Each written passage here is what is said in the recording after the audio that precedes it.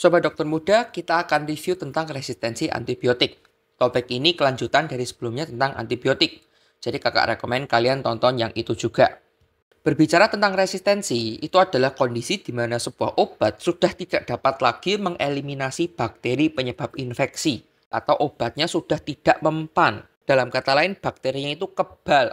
Coba amati timeline di samping ini. Tahun di atas adalah kapan antibiotik itu digunakan dan di bawah adalah kapan resistensi pertama kali muncul. Kalau kita lihat penisilin 1928 diciptakan oleh Alexander Fleming, 1941 digunakan dan nggak lama kemudian sudah ada yang resisten terhadap penisilin.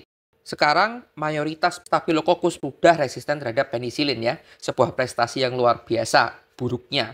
Kalau ini dibiarkan terus-menerus ya kita akan kehabisan obat. Emang apa sih penyebabnya terjadi resistensi? Jawabannya karena penggunaan obat antibiotik yang tidak optimum. Entah karena salah meresepkan, instruksinya mungkin harusnya 3 kali sehari tapi dapatnya 2. Salah resimen obat yang diberikan, contohnya infeksi gram negatif tapi diberikan obat antibiotik yang mempan terhadap gram positif. Salah dosisnya atau bahkan ini yang paling eman-eman banget adalah ketidakpatuhan pasien dalam meminum obat.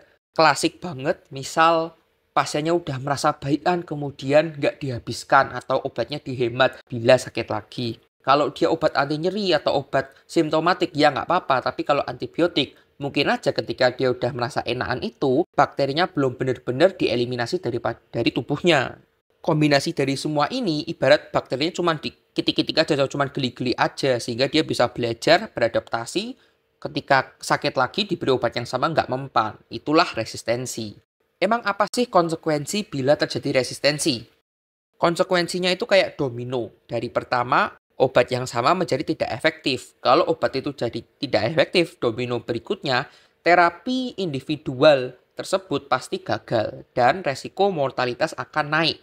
Kalau pada individu gagal, pasti akan nyebar pada komunitasnya. Terjadi resiko penularan super patogen atau patogen yang sudah nggak bisa dilawan oleh obat ini, obat itu ke komunitas. Dan ujung-ujungnya karena komunitasnya sakit, domino terakhir adalah meningkatkan burden atau beban tanggungan baik ya medis, segi finansial, sosial, penelitian untuk mengatasi infeksi. Nah, resistensi itu nggak usil aja mendadak muncul, namun ada mekanismenya. Ada 4 cara.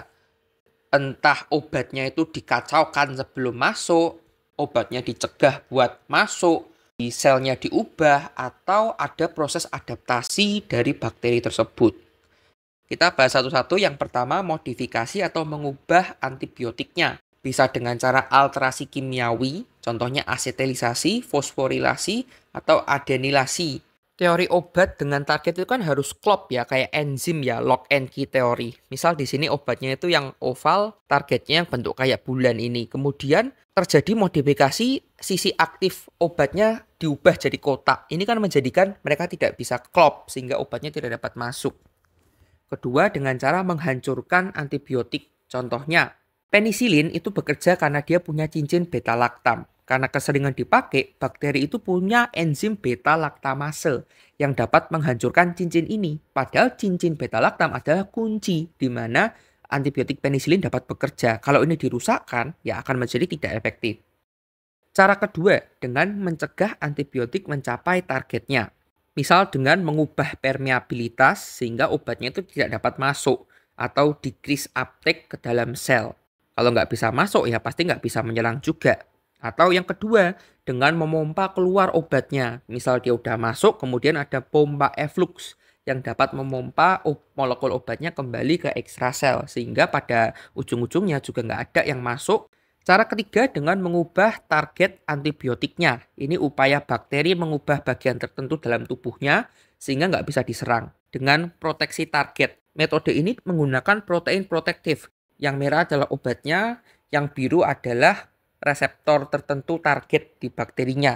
Namun kita punya protein protektif yang warnanya coklat ini. Ketika mereka berusaha buat klop, kemudian ada protein protektif ini dapat melepaskan. Sehingga ujung-ujungnya, walaupun obatnya masuk, nggak bisa menyerang juga. Atau dengan cara modifikasi bagian yang ditarget antibiotik. Entah dengan mutasi, dengan perubahan enzimatik, atau dengan bypass, atau literally diganti.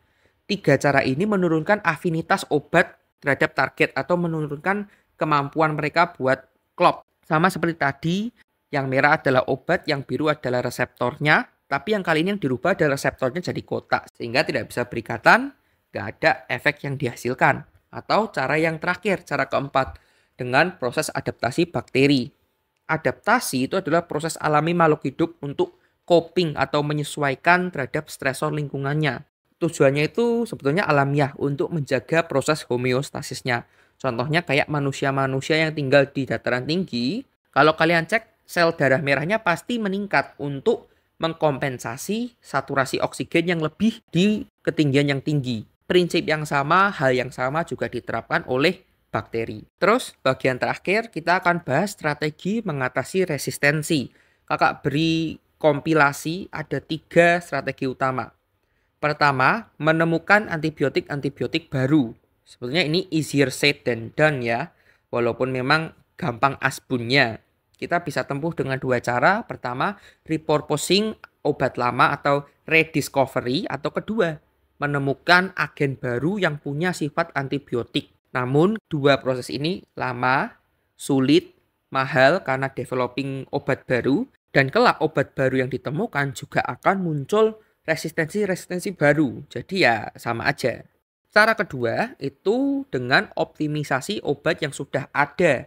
Di sini ada 2 cara juga. Pertama ini yang menjadi hot topic akhir-akhir ini adalah antibiotic delivery system atau sistem pengiriman obat. Kita bisa pakai liposom atau nanopartikel buat mengatasi kayak absorpsi obatnya, bioavailabilitas yang jelek, sampai ke resistensi. Dan kedua, dengan mensimulasikan atau modeling metabolisme bakterinya. Namun kembali lagi, cara ini itu full penelitian, proses lama, sulit, mahal, bla bla bla, menyertai semua. Cara ketiga, cara yang paling praktis, yaitu dengan mencegah munculnya resistensi-resistensi lainnya. Kita bisa lakukan beberapa strategi seperti surveillance atau monitoring terjadinya insidensi, resistensi. Kedua, dengan kontrol infeksi, mencegah penularan silang. Jadi, biar infeksinya itu nggak terjadi di titik awal, sehingga nggak perlu antibiotik juga. Kita juga bisa pakai kayak vaksinasi, imunisasi, kemudian meningkatkan kesadaran, terutama buat pasien, agar obatnya dihabiskan, agar patuh, penggunaan antibiotik secara bijak buat dokternya, dan terakhir, pembuatan kebijakan yang mendukung. Contohnya, izin edar antibiotik perlu diperketat. Misal sekarang di apotik, pasien masih bisa asal bilang mau klaritromisin gitu kan, keluhannya apa? Ya tenggorokannya serak, tahu-tahu udah minum antibiotik.